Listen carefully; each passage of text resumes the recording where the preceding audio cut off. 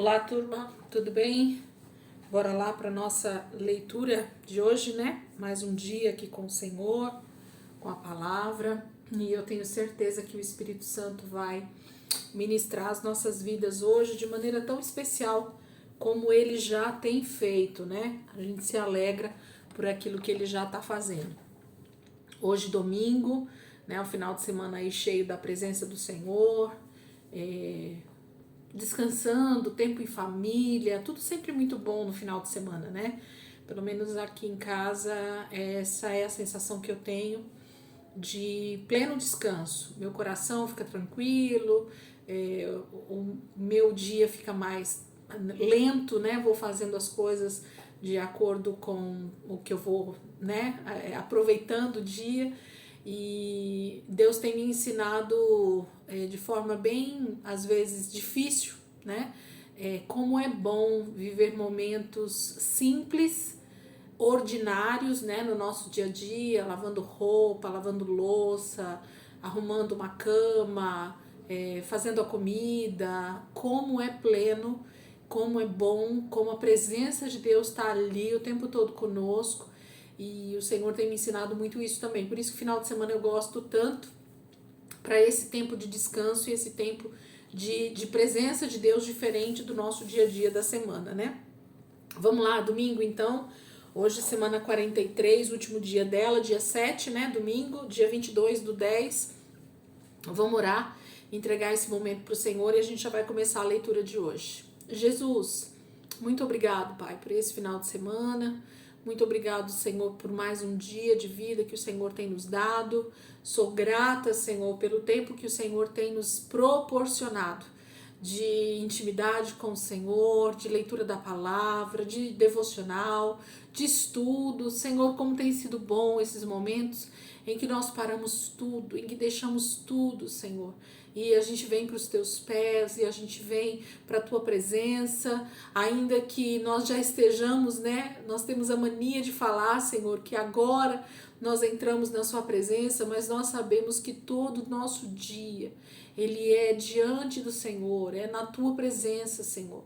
Só que agora a gente para tudo para te ouvir, exclusivamente olhando para a tua palavra, Senhor, olhando para as escrituras e desejando te conhecer, relacionar com o Senhor, ter mais intimidade e te conhecer cada dia mais, Jesus. Muito obrigada, Pai, por aquilo que o Senhor está fazendo hoje, Senhor, na minha vida e na vida dos meus irmãos.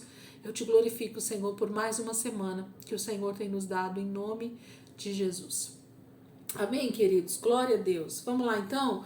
Hoje a gente vai ler Mateus 17, Marcos capítulo 9 e Lucas, o 9, do 28 ao 62, que é o finalzinho do texto que a gente começou na quarta-feira, né? A gente começou na quarta, na verdade a gente começou um pouco antes, Lucas 9, 28, 18, acho que semana passada a gente começou Lucas, mas a gente leu um pouquinho ontem, um pouquinho na quarta, e a gente vai ler hoje, então, o final de Lucas capítulo 9. Então vamos começar com Mateus 17. Mateus capítulo 17 diz assim: 6 dias depois, Jesus levou consigo Pedro, Tiago e seu irmão João para o topo de um monte alto e solitário. Enquanto observavam, o seu aspecto mudou de tal maneira que seu rosto brilhava como o sol e suas roupas tornaram-se brancas como a luz.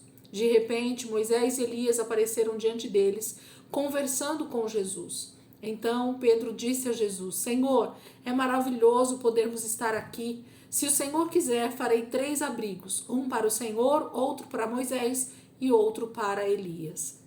Mas assim que ele disse isso, uma nuvem brilhante veio sobre eles, e uma voz disse: Este é o meu filho amado, em quem tenho muita alegria, ouçam-no.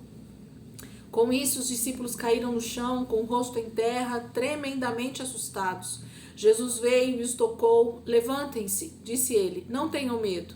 E quando eles levantaram os olhos, não viram mais ninguém a não ser Jesus. Enquanto desciam do monte, Jesus ordenou: não contem a ninguém o que vocês viram, até que o Filho do Homem seja ressuscitado. Seus discípulos perguntaram: por que os mestres da lei insistem que Elias deve voltar antes que o Messias venha? Jesus respondeu: eles têm razão, Elias deve vir e pôr tudo em ordem.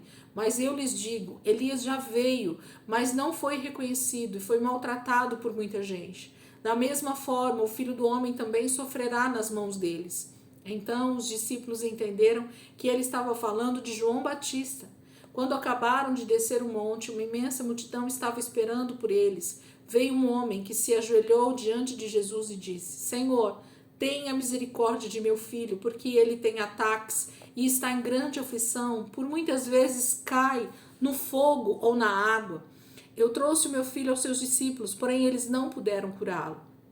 Jesus respondeu: Ó geração teimosa e sem fé, até quando terei de suportar vocês? Tragam-me aqui o menino. Então Jesus repreendeu o demônio que estava no menino, e ele o deixou, e a partir daquele momento o menino ficou curado.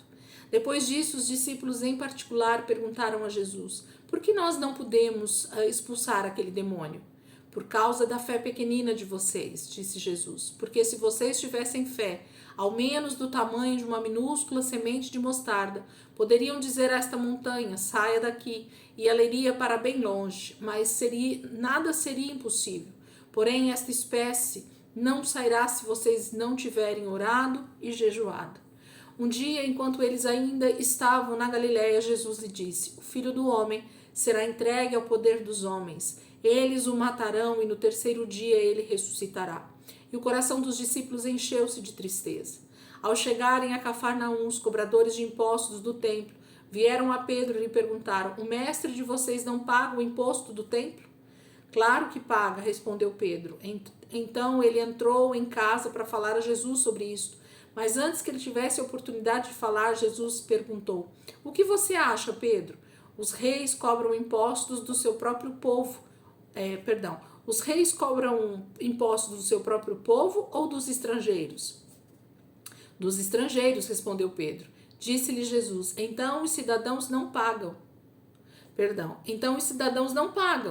Contudo, nós não queremos ofender ninguém. Portanto, vá ao mar e lance um anzol e abra a boca do primeiro peixe que pegar. Você vai achar uma moeda de valor suficiente para pagar os impostos por nós dois. Pegue a moeda e pague o imposto devido. Capítulo 17 fala desse momento tão precioso, né? Que aparece aqui no texto de Mateus, e eu não sei se Lucas também vai falar um pouquinho sobre isso, a gente vai ver já já, mas é o Monte da Transfiguração, né, onde Jesus, ele fica como que com o corpo reluzente, né, o rosto brilha mais do que o sol, e nesse momento aparecem Moisés e Elias, a lei e os profetas, juntamente com a nova aliança com Jesus ali, né, está diante deles esses três momentos da história. E naquele momento, então, o próprio Deus vira novamente e diz: este é o meu filho amado, em quem tenho alegria, ouçam-no, né? É através do filho que o Senhor fala conosco hoje, a palavra vai dizer, né? Antigamente foi pelos profetas e por Moisés, mas hoje é pelo filho que Deus fala conosco. Então, os discípulos, como sempre, atemorizados com a situação, vendo tamanha milagre, sinal ali diante deles, né? Jesus os acalma naquele momento, eles descem e aí tem a cura desse menino endemoniado que os discípulos não conseguiram expulsar o demônio dele, né? Os outros discípulos que ficaram ao pé do monte não conseguiram expulsar o demônio desse menino. E Jesus então expulsa e Deus continua, né, operando através de Jesus. Ele novamente fala sobre a sua morte, sobre a sua ressurreição. Os discípulos sempre estão entristecidos nesse momento, porque eles temem por tudo isso que está para acontecer. Marcos capítulo 8, gente, vamos lá? Marcos capítulo 8, vamos ver. Marcos, deixa eu só circular aqui Mateus 17. Marcos capítulo 8. Perdão, 8 não, 9. 8 foi ontem, 9. Marcos capítulo 9. Diz assim: Jesus prosseguiu dizendo: alguns de vocês que estão aqui de modo nenhum experimentarão a morte antes de verem o reino de Deus chegar com grande poder. 6 dias depois, Jesus levou Pedro, Tiago e João para o cume de um monte. Ninguém mais estava ali. De repente, o seu rosto começou a brilhar com glória e sua roupa se tornou branca e resplandecia, muito mais gloriosa do que qualquer processo terreno poderia jamais branqueá-la. Então apareceram Elias e Moisés e começaram a falar com Jesus. Mestre, isto é maravilhoso, exclamou Pedro. Vamos fazer aqui 3 abrigos, um para o Senhor, um para Moisés e um para Elias. Ele disse isso só para falar, porque não sabia o que dizer, pois estavam todos apavorados. Mas quando ele ainda falava essas palavras, uma nuvem os cobriu e uma voz vinda da nuvem disse: Este é o meu filho amado, escutem o que ele diz. Foi quando eles olharam em volta e não viram mais ninguém, a não ser Jesus. Enquanto estavam descendo a encosta do monte, Jesus proibiu de contarem o que haviam visto, até que o Filho do Homem tivesse ressuscitado dos mortos.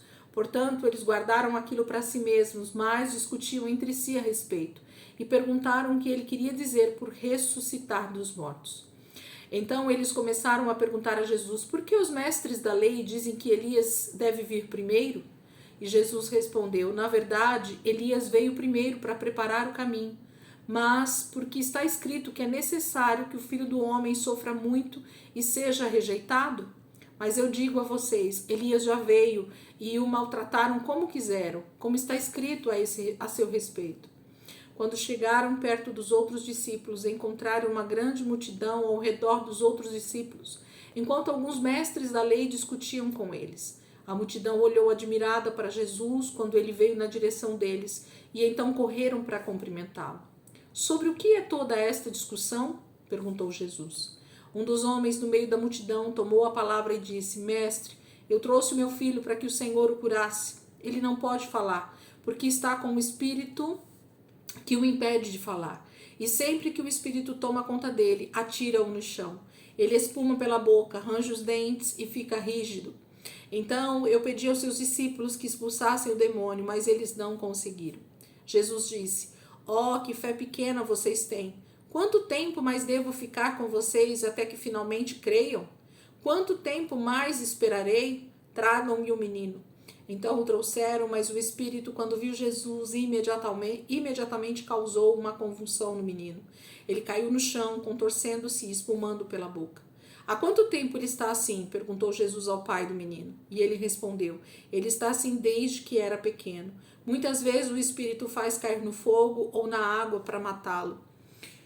Ó, tenha misericórdia de nós, e se o Senhor pode fazer alguma coisa, por favor, ajude-nos. Se eu posso? Perguntou Jesus. Qualquer coisa é possível para aquele que crê. O pai imediatamente respondeu: Eu creio, ajuda-me a ter mais fé. Quando Jesus viu que a multidão estava se juntando, repreendeu o espírito. Espírito surdo e mudo, disse ele, eu ordeno a você que saia desse menino e nunca mais entre nele. Então o espírito deu um grito terrível, agitou o menino violentamente e o deixou. O menino ficou deitado ali, com a aparência de morto. Correu um murmúrio pela multidão. Ele está morto. Mas Jesus o tomou pela mão e o ajudou a ficar em pé. Ele levantou-se e estava bem.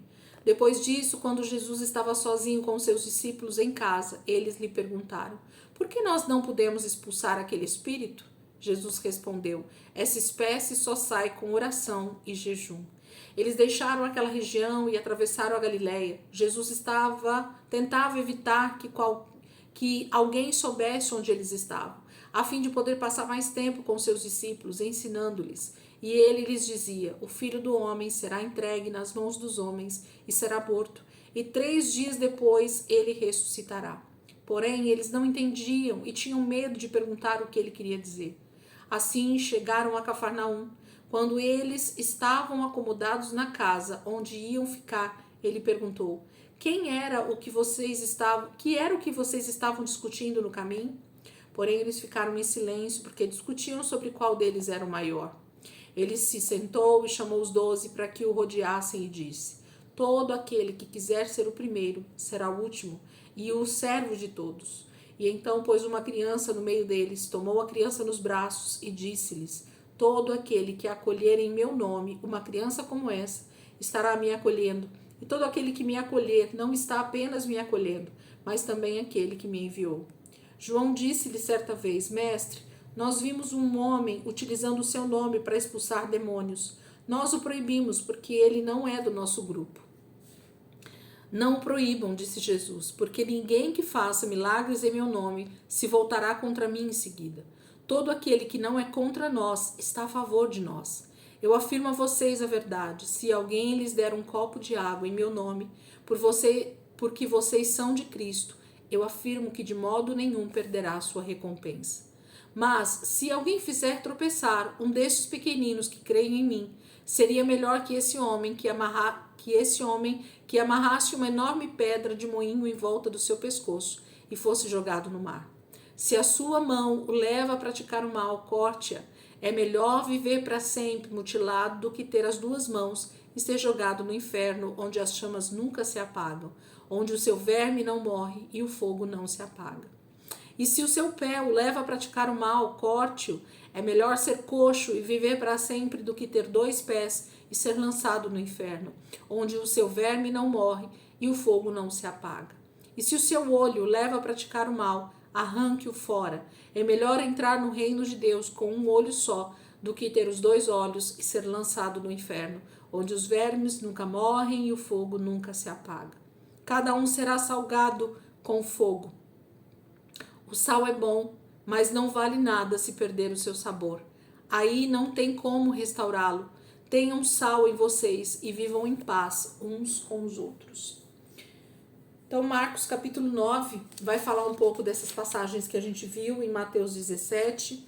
Jesus cita, Marcos, né, faz a narrativa um pouco diferente a respeito do menino, né, que é restaurado por Deus, aqui por Jesus, né, na sua doença do espírito imundo. Jesus fala um pouco sobre essa questão de aquilo que nos faz pecar, né? Ele cita o olho, o pé, né? ou a mão. Quer ver? Ele fala sobre se a sua mão é a mão, o pé e o olho. Então ele fala sobre alguns dos nossos sentidos, né? Alguma das nossas maneiras de atuarmos nessa terra, através dos nossos olhos, através da nossa mão, que é a pálpebra, e através dos nossos pés que nos levam para onde a gente quer ir, né? Se tudo isso tem de alguma maneira te feito pecar, se os teus pés têm te levado para um lugar que te faz pecar, se a tua mão tem pego, né, tem apalpado ou tem colocado as suas mãos em coisas que te trazem, ou você tem feito com as suas mãos, né, coisas que te trazem o pecado para perto de você, seria melhor que a gente arrancasse, que você tire da sua vida tudo aquilo que te leva a pecar. Se os teus olhos, né, têm visto, têm olhado para aquilo que te faz pecar, então é melhor estar cego. Então, o que Jesus está dizendo é que nós devemos tirar tudo aquilo que tem feito a gente pecar de perto de nós, dos nossos olhos, das nossas mãos, né? Tudo aquilo que te separa de Deus precisa ser algo exterminado da tua vida, né? Extirpado da tua vida, deve ser arrancado, deve ser jogado fora, porque é melhor nós estarmos coxo, cegos, né? Do que nós irmos para o inferno, perdermos a nossa salvação e a vida eterna. Então Jesus fala um pouquinho sobre isso também aqui nesse texto de Marcos.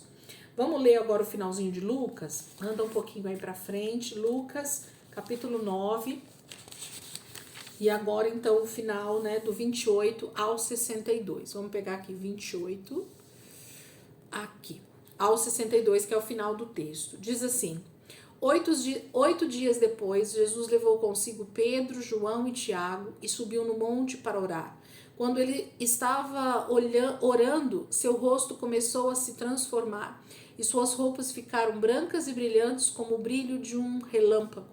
Então apareceram 2 homens e começaram a falar com Jesus. Eram Moisés e Elias. Era de uma aparência esplendorosa e gloriosa. Estavam falando da partida de Jesus de Jerusalém, que iria acontecer de acordo com os planos de Deus. Pedro e os outros estavam muito sonolentos e adormeceram, mas acordaram e viram Jesus cercado de brilho e de glória, e os 2 homens que estavam com ele. Quando Moisés e Elias iam se retirando, Pedro, todo confuso e não sabendo nem o que estava dizendo, falou: Mestre, isso é maravilhoso, vamos armar 3 abrigos, um para o Senhor, um para Moisés e outro para Elias. Mas no mesmo instante em que ele estava dizendo isso, Uma nuvem surgiu e os envolveu, e o medo tomou conta deles quando a nuvem os cobriu.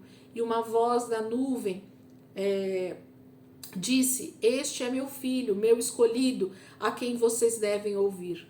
Então, quando a voz parou de falar, Jesus estava sozinho com seus discípulos. Eles não contaram a ninguém o que tinham visto, até muito tempo depois. No outro dia, quando desceram do monte, uma enorme multidão veio ao encontro dele. E um homem da multidão gritou: Mestre, este menino aqui é meu único filho. E um espírito o domina, fazendo-o gritar. Ele tem convulsões, de modo que espuma pela boca. O demônio dificilmente deixa ele em paz e o está maltratando. Eu pedi aos seus discípulos que o expulsassem, porém eles não conseguiram. Ó geração sem fé, disse Jesus aos seus discípulos, até quando estarei com vocês e terei de suportá-los? Tragam o menino aqui. Quando o menino ia chegando, foi jogado no chão pelo demônio, numa violenta convulsão. Mas Jesus repreendeu o espírito imundo e curou o menino, entregando-o ao seu pai. O espanto apoderou-se do povo diante da grandeza e poder de Deus. Enquanto isso, como estavam admirados de todas as coisas maravilhosas que ele estava fazendo, Jesus disse aos seus discípulos: Ouçam-me e lembrem-se do que eu vou dizer a vocês. O Filho do Homem será traído e entregue nas mãos dos homens. Mas os discípulos não sabiam o que ele queria dizer, porque suas mentes estavam fechadas e tinham medo de perguntar-lhe a respeito dessa palavra. Ora, surgiu entre eles uma discussão sobre qual deles seria o maior.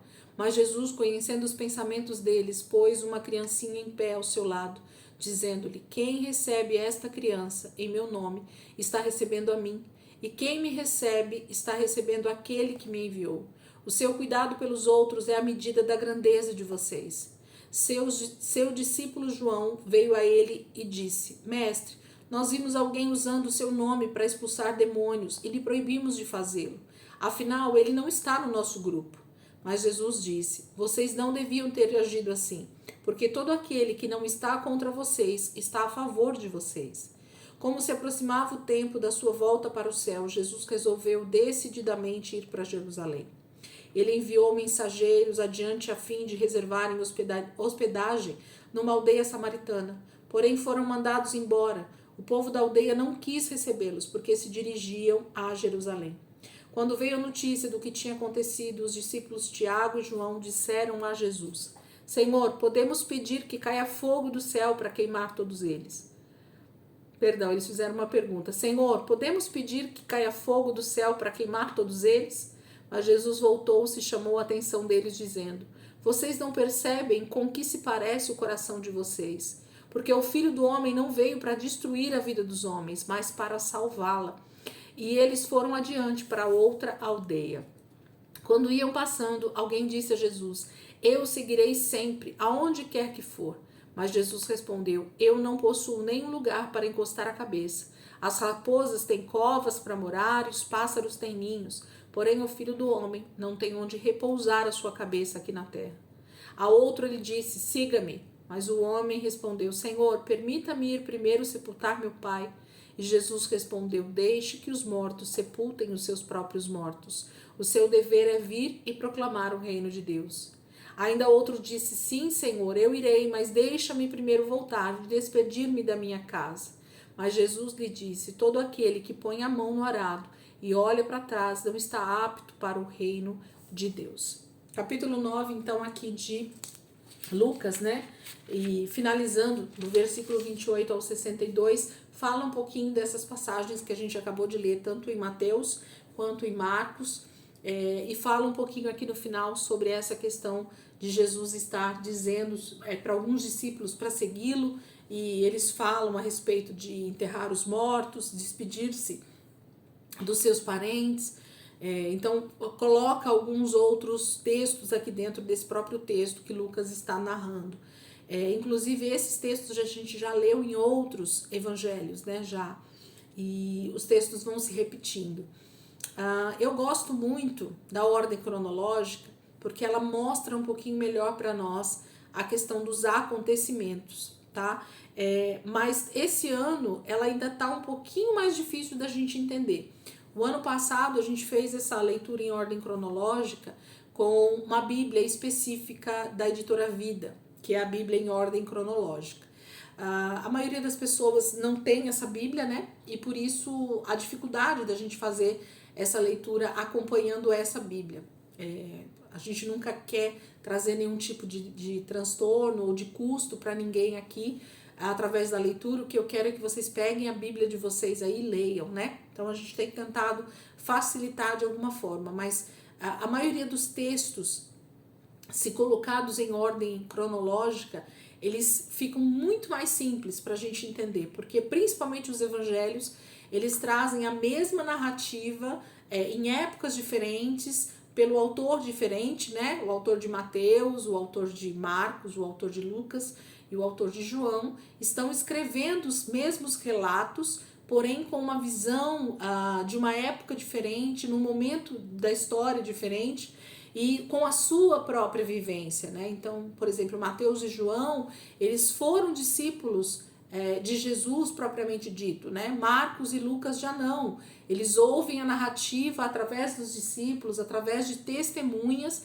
daquela época, e então escrevem os evangelhos. Então, isso traz um pouquinho de diferença na narrativa, né, no que eles estão escrevendo a respeito do mesmo fato. Mas quando a gente olha isso em ordem cronológica, junto, né? Na verdade, os mesmos textos juntos, fica mais fácil da gente entender a narrativa e o que eles estão falando. Ainda que separado também não há problema nenhum. Mas eu queria ler a maioria desses textos na outra Bíblia em ordem cronológica mesmo, porque eles estão muito mais separados, né? E colocados ali em ordem. Mas glória a Deus pela nossa forma de ler esse ano também, tem dado certo e tem sido bênção para nós. Amém, queridos? Amanhã a gente começa então a semana 44. A gente vai ainda mais 3 ou 4 semanas aqui dentro dos evangelhos, né? A gente começa a 44 e a gente vai até a 47, ainda dentro dos evangelhos. Então a gente tem a semana 44, a semana 45, a semana 46 e metade da semana 47 dentro dos evangelhos. Então a gente tem praticamente aí um mês fazendo a leitura dos evangelhos. Eu queria que você aproveitasse esse período que é tão intenso dentro da vida de Jesus, dos discípulos, dos seus ensinos, e você tirasse talvez um pouquinho mais de tempo aí para meditar nessas palavras, para ver o que Jesus está falando, fazendo, né? E com certeza o Espírito Santo está aí pronto para falar com você, para ministrar a sua vida, e eu tenho certeza que você vai extrair muito mais do que Deus tem para te ensinar nesse dia. Amém? Deus abençoe. Ótimo domingo para vocês. E amanhã, segunda-feira, dia 23 de outubro, a gente começa então a semana 44. Amém? Deus abençoe e até amanhã.